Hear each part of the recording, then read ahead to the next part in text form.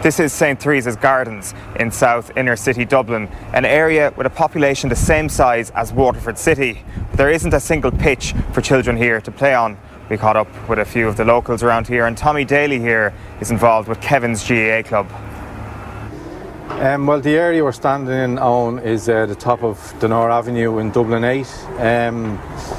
There's 50,000 people in the Liberties on Dublin 8 from the 2011 census.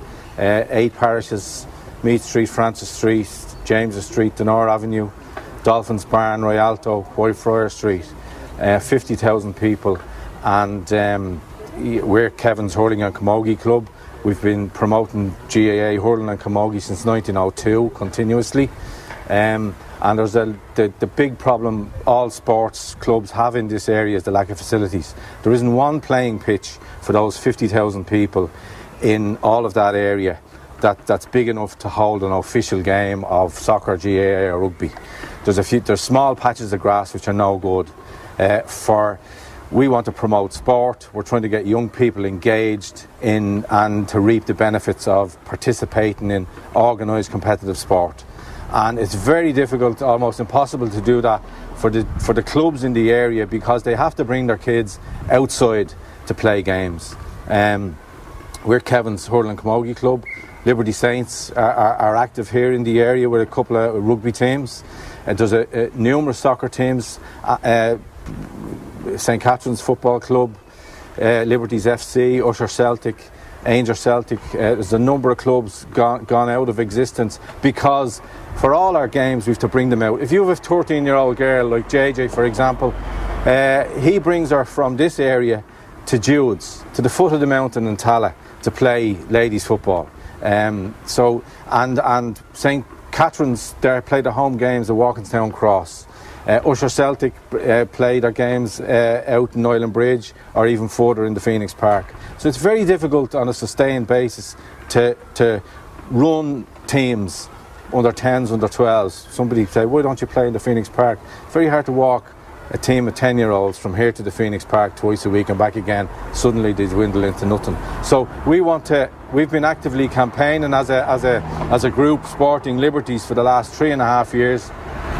As part of the redevelopment of this area, we're here in St Catherine's National School, right beside Teresa's Gardens, which is a flats complex of 12 blocks of flats, which most of them are almost knocked down now. And as part of that regeneration, we've been actively campaigning that a full-size, multi-purpose sports field be encompassed in that. And hopefully that will be delivered in 5 years' time, we've been promised, as part of that redevelopment. Now that's replacing 2 old soccer pitches, but that's the only thing that's in the area, that's due in the area over the next five years. Were a pitch to be built in this area, it will be behind me here in place of these flats. Tom McGee is president of Liberty Saints Rugby Club, and he explained that situation. Okay, so this area encompasses, I think it's 8 or 9 parishes. There's 55,000 people. There's about 10 schools, primary and secondary. And not a whole lot of areas for people to play or to get involved. You can see over here there's kids trying to play on swings and stuff. There's just no recreational facilities here. There's certainly no areas that a team could survive or play games or play team sports. So us as a rugby club, we play all of our home games. We play away. We train at the back of St James's Primary School on a plot of land which is about the size of 2 tennis courts.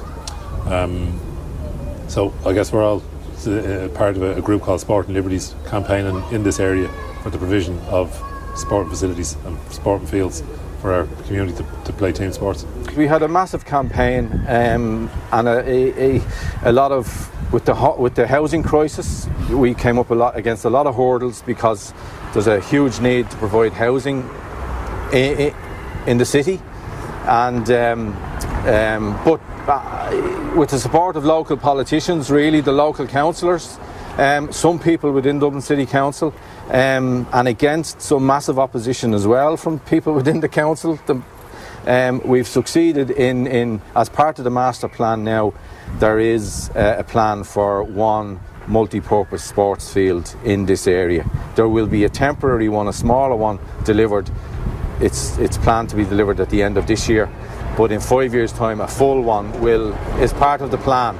It was advertised last week in the paper, for example, as Part 8 planning is applicable to this site. So it is part of the plan. In fairness, after the campaign, Dublin City Council have now committed to delivering this, and that's very welcome for this area. In 5 years' time, if we go with what Dublin City Council have planned, there'll be a pitch here. There'll be 47 teams queuing up to get on and play it, and it'll probably be the busiest pitch in Europe. But it'll be something.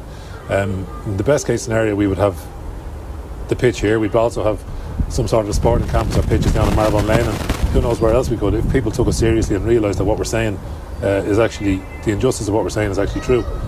55,000 people, no pitches, 10 schools with nowhere to go and play a game of football. A bigger issue for us, having campaigned for Kevin's Hurling and Camogie Club, having campaigned for a number of years to get an extra field, to get a field in this area. The area where we play our games, our GAA pitches on the Crumlin Road, which is just outside Dolphin's Barn. The GAA, we've learned, and it's happening, the GAA are pulling the wool from beneath us, pulling the carpet from beneath us. They're basically selling GAA lands in Crumlin Road. That's Dolphin Park in Crumlin Road is the nearest sports fields to this area of 50,000 people. And here we are in inner city Dublin, where there's no pitch, I've just already explained, and the GAA are selling 3 sports fields. How are we to continue with it? We've 18 teams in the club at the moment.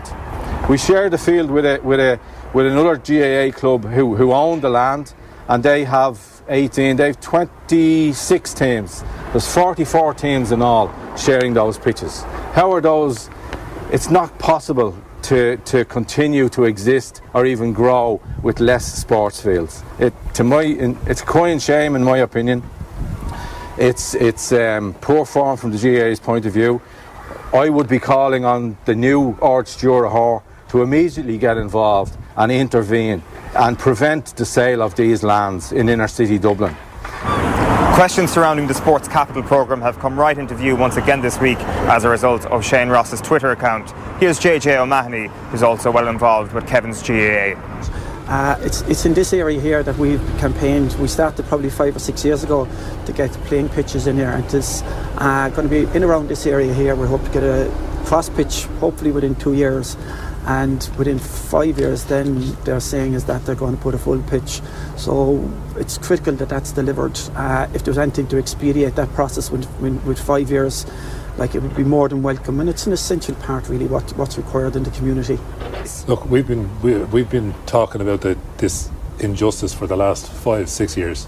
The fact that Minister Ross put his foot in it in terms of the Dave Kearney, Rob Kearney tweet and him being Minister for Sport and allocating money to Wesley College when we're screaming for just the basics of a plot of land, just again highlights the inequality that goes on in Dublin, in Ireland, in politics, and we're I suppose on the receiving end of it, and these communities are on the receiving end of it. Just look around you, there's nothing here.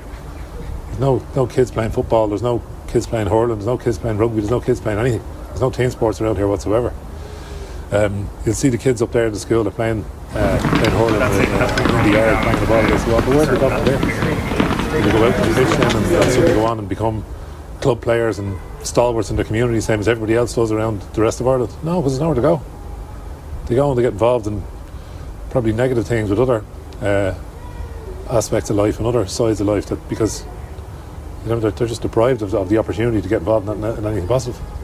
I keep saying is that our local TDs have been too silent for too long, and this is just like a storm in a teacup and may go away, but I don't think it should be.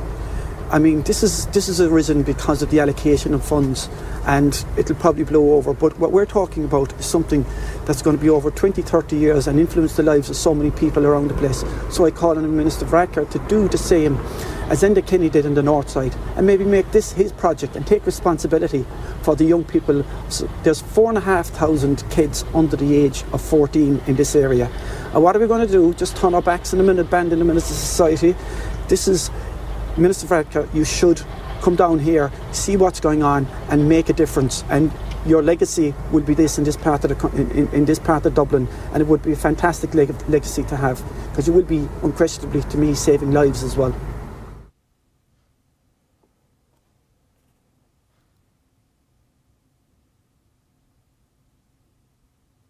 Yeah, that's Eoin Sheahan, who is with us in studio, reporting from inner city Dublin yesterday in a pretty interesting piece. I think you'll agree, screaming for the basics, and 5 years it seems as if some sort of a solution is going to take that length of time to figure some sort of solution around this. I'm delighted to say that to continue the conversation, because it is an important one, as our final contributor JJ O'Mahony pointed out there, is the Labour Councillor for the area, Rebecca Moynihan, joining us on the line. Good morning, Rebecca. Thanks a lot for taking the call. Can we strip this back a bit just to begin with, because it's not a question that I've heard really addressed very much this week. Can you talk to us just a little bit about why it's important to have this conversation and why sport particularly is important to that area?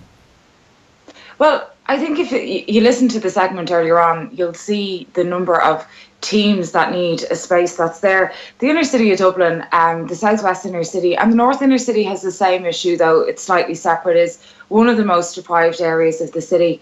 You have large drug gangs that are operating out of it. You have kids that have a higher chance of going to prison than elsewhere in the country.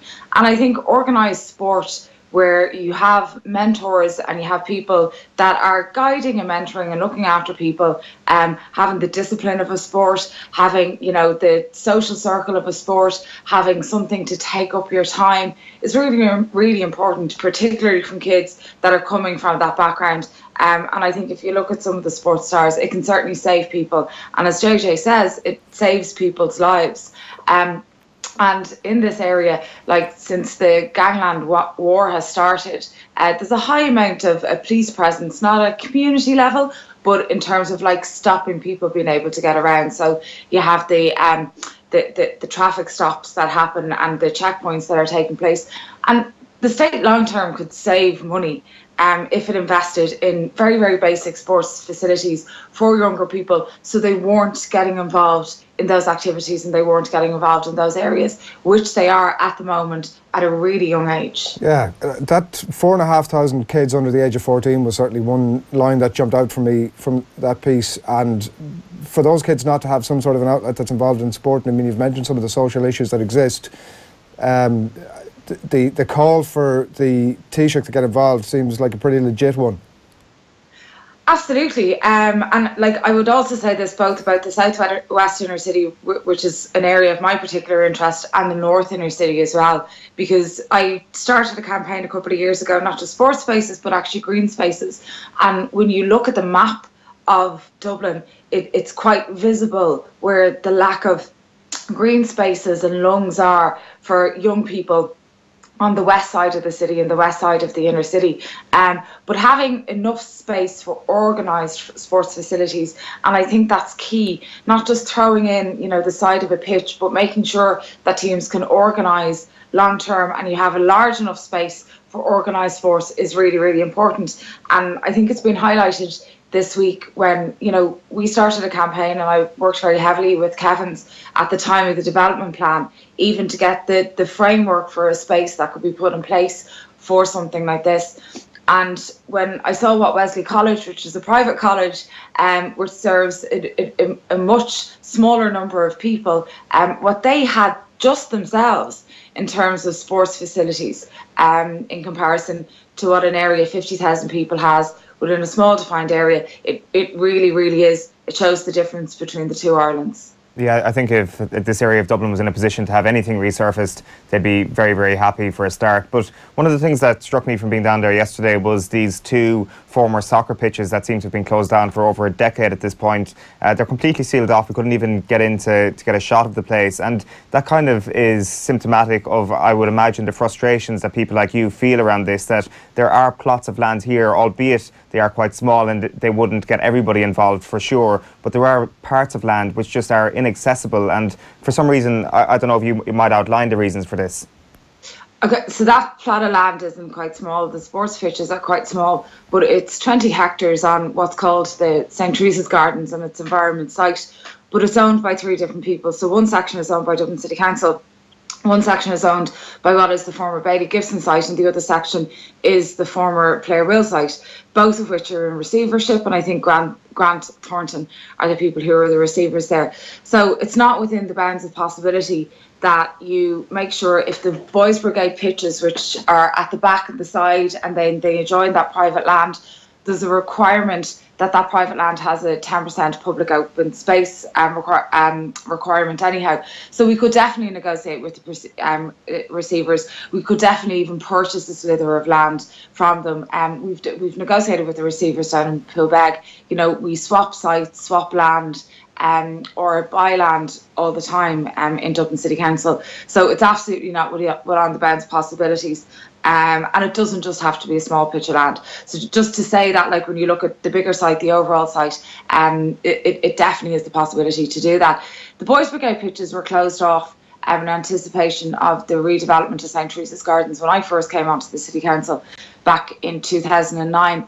And at that stage, one of the things where there was a certain amount of antisocial behaviour that was being caused around there, because it was at the very back of St. Teresa's Gardens, and it was difficult to get in and out when you have the two other derelict sites to the side.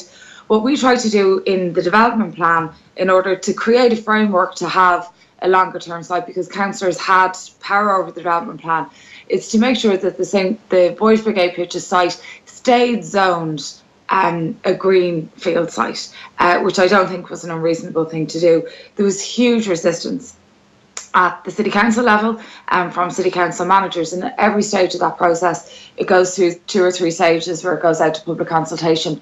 They resisted, they tried to change it, and they argued very heavily against keeping those lands on site, and they said that there would be a public park at the front of the St. Teresa's Garden site. But also the resistance came from the Department of Environment and Local Government, and they hinged the funding for the redevelopment of the houses on the basis of us rezoning those boys Brigade pitches and having a different master plan in the area. I'm really glad to say, like, we held tight as local councillors in the area. We held very tight, we fought very hard, we got other council colleagues on side, we lobbied extensively, both publicly and privately as well. So we do have that commitment now. But it was a very, very tough battle, and it always struck me at the time that it was really difficult to make that argument that, like, there's 50,000 people live in that area. It's not just up to the inner city to address the housing crisis. Where you have a population and a density of people living in an area like that, you also need services to go along with them. You can't just pile people high in housing and think that that's going to solve it. And the difference between, let's say, how the suburbs are treated and how the inner city are treated in terms of what available services they can have, it's quite distinct. Like, we got our first public park opened in October, first public park in over 100 years. We had the equivalent size area in the east side of the city, the southeast side of the inner city, had 14 times more green open space than we had. We had 1 hectare and they had 14 hectares. It does strike me, certainly as you're talking and looking at the information here, that actually this isn't really just entirely to do with the Sports Capital Grant either, that actually it's much more significant than that isn't really going to go and solve it. And there's been a lot of conversation about it this week, and some of the language that you're using there in terms of the resistance that's coming from apparently a pretty significantly high level. We've had discussions on the show, a lot of discussions this week. I'm not 100% convinced that this is a class issue or always a class issue. Why is that resistance coming, and why is it taking 100 years to get a public park, and why are you struggling so much to get funding? And I guess it seems like it's more than that, like it's almost trying to get a swathe of opinion at a high level to get behind you on this. Yeah, absolutely. That places like the inner city, where a lot of people who are in high levels of the public service don't have to live, and they drop in and out, and they don't look at it as a viable area where they would want to live. And so you are saying it's a class issue, Rebecca?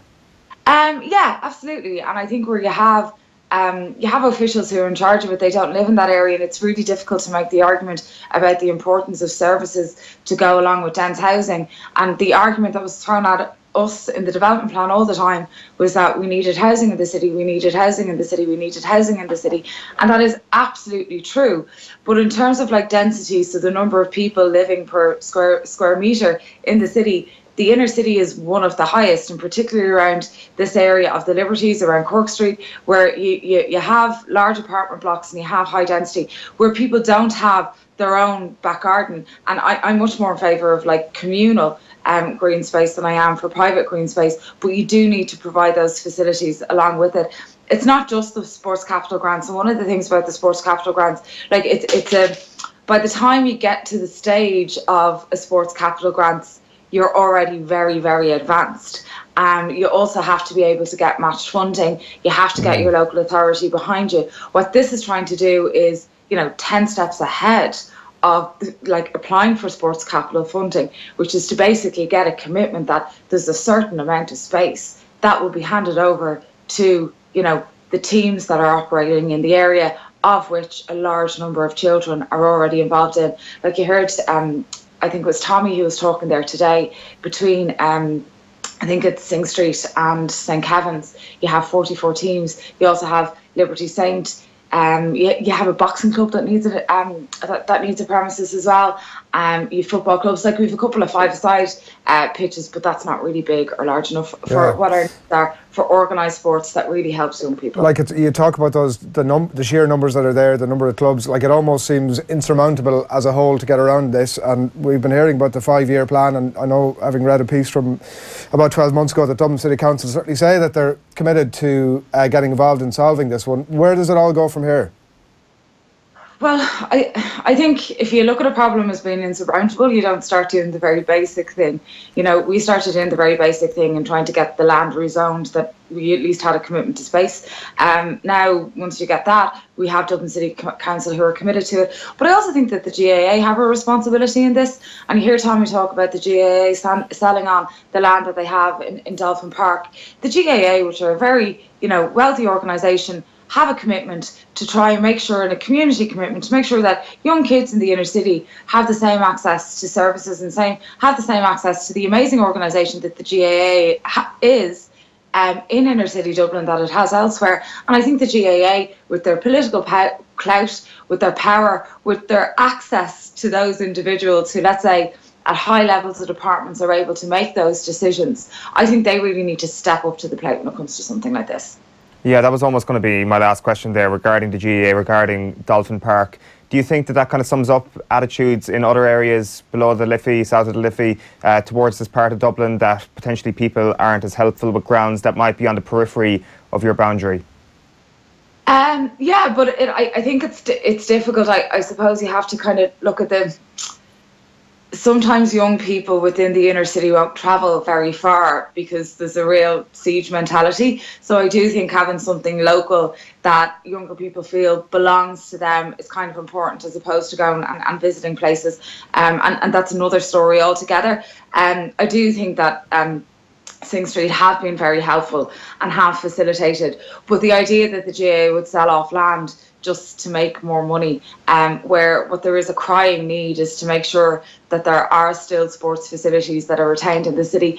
And it is a problem, I think, that the city has, that municipal sports facilities and public sports facilities are one of the things that are lacking. We see the number of gyms that are popping up. Like, people pay for that, people want that. That is something that people need when we're living on top of each other. But we really need to prioritise municipal sports facilities for organised sports, for swimming pools. It's a bigger area. But I do think when it comes to particularly this issue, and one of the oldest clubs in Ireland, I think the GAA need to step up to the plate. And I think only they have the power to really be able to deliver on this. Rebecca Moynihan, thanks a lot for joining us this morning. Rebecca Moynihan, Labour Councillor in Dublin 8, Crumlin Kimmage. We're going to be coming back to the story, needless to say, over the next while. Bunch of comments coming into us, and do keep them coming in on the Facebook page. On the hashtag as well, OTBAM on YouTube and all of that good stuff. On Facebook, Jenny Kern says, this is going on too long. Time for the TDs to step up. We can't fail these kids.